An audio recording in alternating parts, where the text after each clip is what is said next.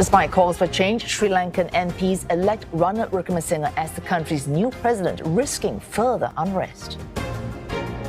And Sri Lankans unhappy with that result, vowing to keep up their demands for Mr Wickremesinghe to step down.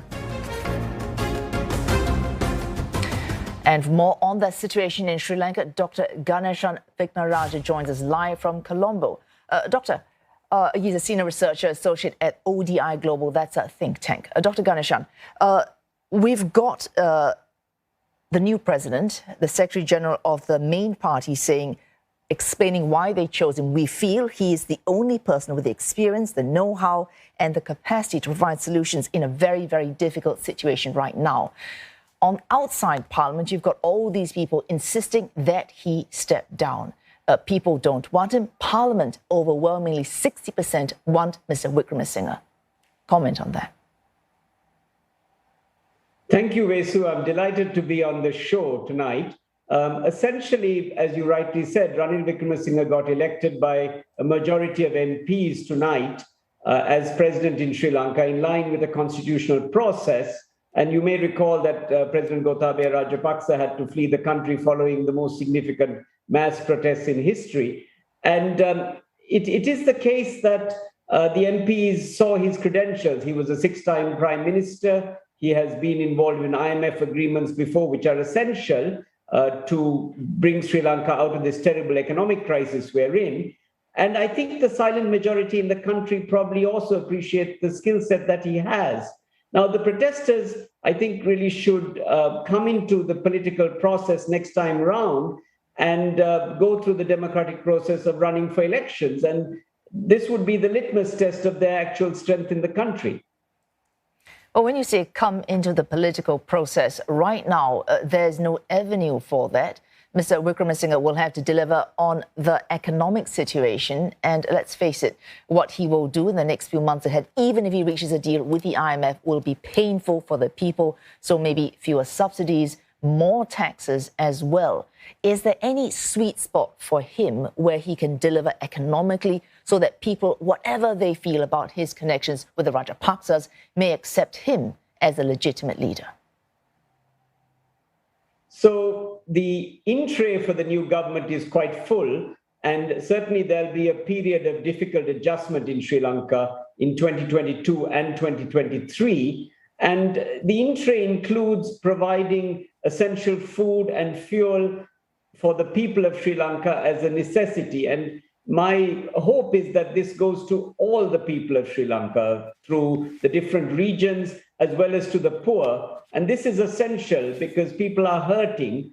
Some 750,000 additional people have been thrown into poverty through COVID as well as the current crisis. And there is a dire need to help people go from one meal a day, which they are doing, to a normal life of some form.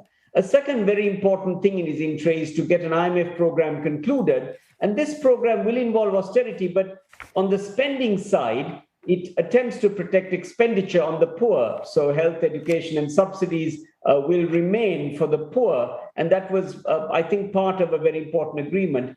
And then there is the more vexed question of economic reforms, cutting red tape, making it much more business friendly, and eventually doing free trade agreements, such as that with Singapore, which was concluded, but not made properly effective. So there is quite a big in-tray on that front. And then the longer ahead, there is this issue of political reforms. There is a wish in the country to get rid of the executive presidency in Sri Lanka and move back to a Westminster system. And there is a strong emphasis on anti-corruption measures, including asset declarations by all parliamentarians and a very strong anti-corruption office backed by the United Nations. These will be quite a full agenda for the 2 years and about 4 or so months that Mr Wickremesinghe may serve. And one is hopeful that at the end of that, we will have a Sri Lanka that is in some degree of economic normalcy, along with some measure of political stability by the time the next elections are due. Dr. Ganeshan, that's a very, very full in-tray. And of course, a good sign of whether or not he might achieve at least part of that will be the cabinet that he chooses. So, of course, now the current cabinet dissolves. He has to pick a prime minister. Already they're saying it will be a Mr. Dinesh Gunawardena, who is apparently a strong Rajapaksa loyalist. So if we pick a prime minister like that, who then picks his cabinet, what would you be looking for in the new Sri Lankan cabinet that can bring forward, that can take the country out of the turmoil it's in right now?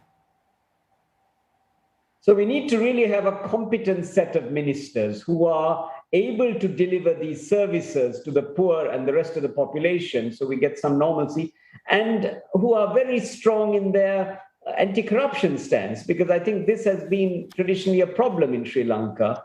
We will have to bring in, I hope, all the parties. I hope now that we have had this election in Parliament, all the parties, including the SBJ, and the faction of the Rajapaksa party, the SLPP, that broke away, and Dalasalu Peruma was part of that. I hope they will all join, and that we will get a small, very efficient cabinet that will attempt to deliver these services. It's unclear who will be the finance minister, and I'm sure there is a lot of discussion going on behind the scenes.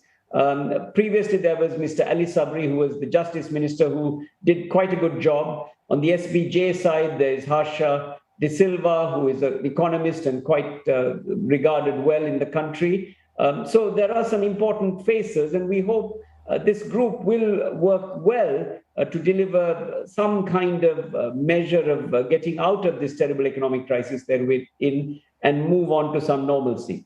Thanks so much for all that, Dr. Ganeshan Wignaraja, speaking to us live from Colombo.